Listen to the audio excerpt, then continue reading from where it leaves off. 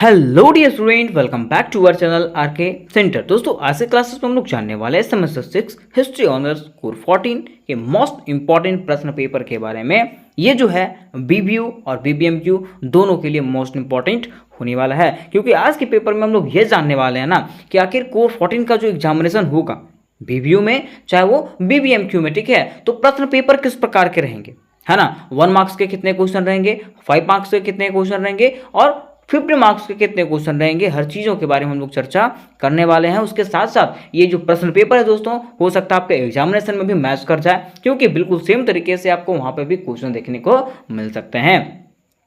तो चलिए दोस्तों, सबसे पहले हम लोग से क्वेश्चंस को जानते हैं कि आखिर किस प्रकार से इसका प्रश्न पेपर आपको आया है। इसको मैं दिखाने का प्रयास करता हूँ, लेकिन उसके पहले मैं आपको ये बता देना चाहता हूँ कि हिस्ट्री ऑनर्स के कोई भी अगर सब्जेक्ट की आप तैयारी कर रहे हो, चाहे वो कोर 13 हो, कोर 14 हो, DSC 3 हो, DSC 4 हो, तो सबका तैयारी आपको करवा दिया गया है, जिसका लिंक दोस्तों आपको डिस्क्रिप्शन बॉक्स में मिल जाएगा। और अगर बात करें PDF का, तो PDF भी आपको मिलेगा, है ना, लेकिन उसके लिए भी आपको व्हाट्सएप ग्रुप, टेलीग्राम ग्रुप में अवश्य जुड़ना पड़ेगा, ठीक है। तो चलिए सबसे पहले हम प्रश्न पेपर को देख लेते हैं कि आखिर किस प्रकार के प्रश्न पेपर आपके एग्जामिनेशन में आपको देखने को मिलेंगे। तो देखिए दोस्तों, ये रहा आपका प्रश्न पेपर हिस्ट्री कोर 14 का, ठीक है। तो चलिए दोस्तों, हम लोग ये जानने का प्रयास करते हैं कि आखिर किस प्रकार के क्वेश्चन जो है आपको इसमें से देखने को मिलेंगे और कैसा कैसा प्रश्न जो है आपके एग्जामिनेशन में रहेंगे, उसको हम लोग देख लेते हैं, ठीक है। देखिए, फुल मार्क्स आपका 80 मार्क्स का होने वाला है और टाइम जो आपको 3 घंटा का दिया जाएगा। अब देखिए क्वेश्चन यहाँ पर किस प्रकार से रहेंगे। क्वेश्चन आपका 2 ग्रुप में बटा हुआ रहेगा, ग्रुप ए और ग्रुप बी, जिसमें से ग्रुप ए में जो है ना आपको 10 MCQ क्वेश्चन देखने को मिलेंगे और 2 जो है वो 5 मार्क्स के क्वेश्चन देखने को मिलेंगे, ठीक है। मीन्स ग्रुप ए जो आपका टोटल 20 नंबर का होने वाला है, ठीक है। देखिए, पहला क्वेश्चन आपको दिया हुआ है कि आधुनिक तुर्की के जनक किसे कहा जाता है। मीन्स पहला क्वेश्चन में आपको किस प्रकार से लिखा हुआ है कि सभी प्रश्नों का उत्तर अनिवार्य है। जितने भी प्रश्न यहाँ पर पूछे गए हैं उसके प्रश्न के उत्तर क्या है, अनिवार्य है, और सारे के सारे प्रश्न 1-1 मार्क्स के होने वाले हैं।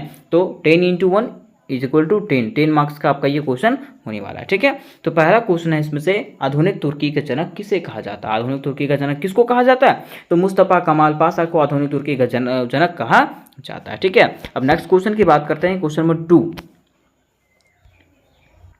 तो देखिए क्वेश्चन नंबर 2 में आपका कि तुर्की को कब एक धर्मनिरपेक्ष राज्य घोषित किया गया। मीन्स तुर्की को कब जो है ना एक धर्मनिरपेक्ष राज्य घोषित किया गया था, तो 1924 ईस्वी में जो है तुर्की को एक धर्मनिरपेक्ष राज्य घोषित किया गया था, ठीक है। आगे है, राजा शाह ईरान का राजा कब बना। राजा शाह पहलवी जो है वो ईरान का राजा कब बना था, तो 1926 ईस्वी में जो है वो ईरान का राजा बना था, ठीक है। नेक्स्ट क्वेश्चन है कि संरक्षण प्रणाली के अंतर्गत कौन से देश थे। संरक्षण प्रणाली जो था उसके अंदर कौन से देश आते हैं, तो इराक भी आता है, सीरिया भी आता है, लेबनान भी आता है, उपयुक्त सभी। इसका राइट आंसर हो जाएगा उपयुक्त सभी, ठीक है।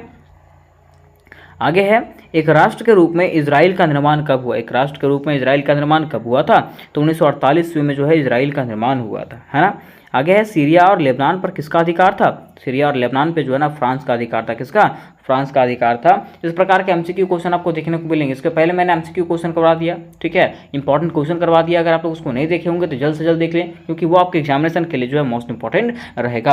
और सबसे पहली बात कोर 13 का, तो कोर 13 के मैंने पूरे क्वेश्चन को कंप्लीट करा दिया है, चाहे वो VBI क्वेश्चन हो, MCQ क्वेश्चन हो, मॉडल पेपर हो, सबको सब चीज़ कंप्लीट करवा दिया है। अगर आप लोग नहीं देखे होंगे तो जल्द से जल्द उसको जाकर के देख लें, ठीक है।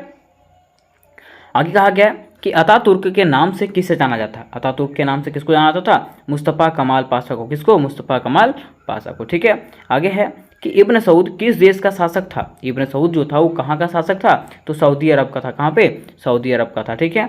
आगे है, लोजान की संधि कब हुई थी। लोजान की संधि जो है वो कब हुई थी, तो 24 जुलाई 1923 ईस्वी को लोजान की संधि हुई थी।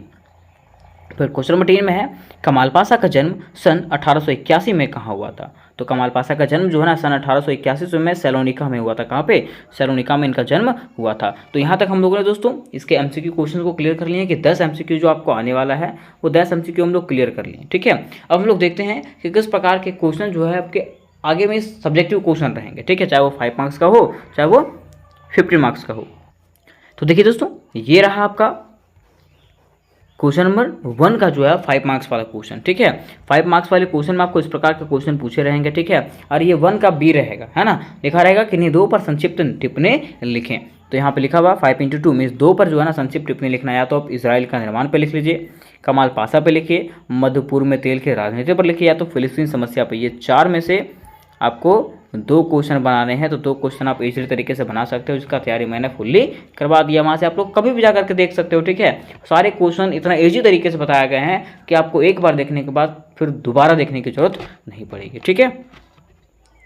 अब देखिए बात आता है ग्रुप बी का, है ना। किसका बात आता है? ग्रुप बी का। ग्रुप बी में जो आपको किस प्रकार के क्वेश्चन आपको देखने को मिलेंगे और कितने मार्क्स के क्वेश्चन रहेंगे, ठीक है। तो यहाँ लिखा हुआ किन्हीं 4 प्रश्नों का उत्तर दें, और 4 प्रश्न जो है 15 × 4 मीन्स एक प्रश्न जो है 15 मार्क्स का होने वाला है, = 60 मीन्स 60 और 20 पहले, ठीक है। मीन्स ग्रुप ए में आपका 20 मार्क्स का था और ग्रुप बी जो आपका 60 मार्क्स का होने वाला है, ठीक है। तो टोटल आपका 80 मार्क्स का रहेगा, ठीक है। अब देखिए इसमें दूसरा क्वेश्चन दिया हुआ है। दूसरा क्वेश्चन क्या दिया हुआ है? तो युवा तुर्क आंदोलन के प्रमुख कारणों तथा परिणामों का विवरण दें। क्वेश्चन क्या है? युवा तुर्क आंदोलन के प्रमुख कारणों तथा परिणामों का विवरण दें। ये मोस्ट इंपॉर्टेंट क्वेश्चन होने वाला है दोस्तों। उसके बाद रजा साहब पहलवी के सुधारों तथा विदेश नीति का वर्णन करें, है ना। आगे है फिलिस्तीन की समस्या पर एक निबंध लिखें। फिलिस्तीन की समस्या पर निबंध लिखना है। आगे है सीरिया तथा लेबनान में फ्रांसीसी संरक्षण शासन का विवरण दें, ठीक है। ये आपका चौथा क्वेश्चन हो गया। फिर आगे है मुस्तफ़ा कमाल पाशा के अधीन तुर्की के विदेश नीति का वर्णन करें, है ना। फिर है कि इब्न साउद की उपलब्धियां का वर्णन करें, और उसके बाद है एक राष्ट्र के रूप में इजराइल के निर्माण का विवरण दें, ठीक है। इस प्रकार के आपको 8 प्रश्न यहाँ पे देखने को मिलेंगे, जिसमें से आपको ओनली फॉर 4 प्रश्न बना रहेंगे, ठीक है। तो अगर आप लोग मेरे चैनल से तैयारी करते हो दोस्तों, ठीक है, तो ये सारे के सारे प्रश्न आपको बता दिए गए हैं, है ना। क्या इसमें से आप लोग 4 प्रश्न नहीं बना पाओगे? ईजिली बन जाएगा, है ना। अगर आप लोग तैयारी कर लेते हो दोस्तों तो ईजिली ये प्रश्न बन जाएंगे। तो उम्मीद करता हूँ कि आपको ये समझ में आ गया होगा कि किस प्रकार के क्वेश्चन जो आपके एग्जामिनेशन में देखने को मिलेंगे। और अगर आपको इससे रिलेटेड और भी क्वेश्चन आपको चाहिए होंगे, या तो कोई और भी सब्जेक्ट का तैयारी करना होगा, ठीक है, तो मुझे कॉमेंट करें कि सर मुझे इस सब्जेक्ट का तैयारी करना है, मैं जल्द से जल्द उसको कंप्लीट करने का प्रयास करूँगा। तो मिलता है नेक्स्ट वीडियो में, तब तक के लिए जय हिंद, जय भारत।